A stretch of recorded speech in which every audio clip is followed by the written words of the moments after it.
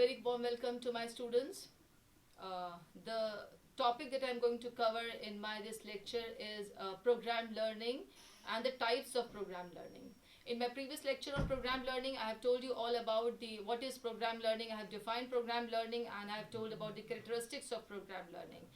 In my this lecture, I'll be telling you about the types of program learning. So let us start this lecture, which is important part of the curriculum of BA education, MA education, and B.Ed as well in our university.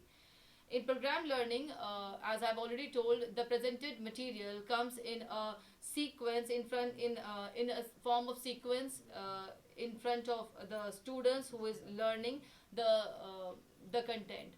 This subject matter is placed in a systematized way in front of the students so that they may learn easily and they may learn more. And I've already told they learn at their own pace and at the ease of their time. So this is also there in program learning. I'll be coming towards the type of the program learning. The first type that I'll be telling you about is linear programming. Linear programming, the concept of linear programming is given by B.F. Skinner, and he has this concept, this linear programming is directly related to the operant conditioning, where whenever a human behavior that is proper is shaped gradually by giving reinforcement on every step whenever a right behavior is coming. So in linear programming also, when the content matter is presented in towards the learners, then the learner is learning in the form of short frames that the content is presented into. They are short frames made by the programmer. Those frames are coming in front of the students, and when they are learning those frames and one by one, when they are completing those frames, they are getting reinforcement on every step. So this type of reinforcement is motivating them to learn more and more. They are moving towards the next frame, then they are learning that frame, and then after evaluation, if they have learned that frame and then they are again getting a reinforcement, they'll be motivated to go to the next frame. So in this manner, the whole subject matter will be covered by the programmer and by the student when they are reading that content in the form of linear programming. Linear programming is extrinsic in nature, where the programmer is controlling the whole linear programming in front of the students, and the students are learning in the form of short frames. These are very short frames and they're designed to cover a short subject matter. The second type of after this linear program, the second type of programming is branched programming, and this branched programming concept was given by Norman A. Crowder. In his own words, in own words of Crowder, branching or intrinsic programming is one which adapts to the needs of the students without the medium of an extrinsic device. It means that the learner is learning on his own. He is getting, again, the frames are there which are presented towards the learner. He has to go through those frames and learn those frames.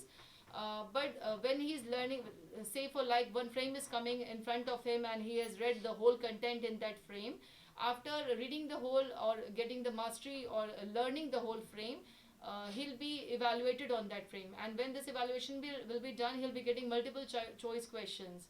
He'll be answering those multiple choice questions. If he's giving the correct response, he'll be taken to the next frame where he'll be getting more learning material in front of him to learn.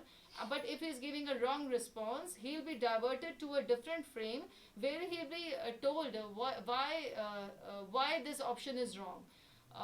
Then again he'll be diverted to this main frame where he'll be reading the whole content, and again the multiple choice questions will be coming. Now he is knowing that if he has earlier he had given a response B and that B response was wrong, so this time definitely he won't be giving B response because he has got a reason. He knows the reason why that B response was wrong, so he'll be choosing some other response, either A, C or D, if there are 4 options given. Now among these responses, if again he's giving a wrong response, he'll be diverted to a different frame where he'll be told about why that response is wrong. But if he's giving the right response, he'll be taken to the next frame that is related to the content that was made by the programmer. So in this way he'll be completing this whole cycle of taking up the frame, giving this multiple choice, taking up these multiple choice questions, giving responses to them. By moving on to the correct responses or getting the correct responses done, he'll be moving to the next frame. So in this way he'll be covering this whole branch programming. And by after covering this branch programming, he'll be having the mastery of the content that for which he had been there, for which that frame was designed, that program was designed, and those frames were made into.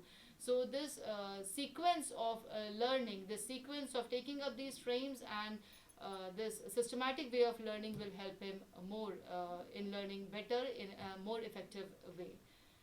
With this, I finish up with these two types of telling you people about linear and branch programming. I hope you all have understood very well. Thank you, my dear students. Thank you very much.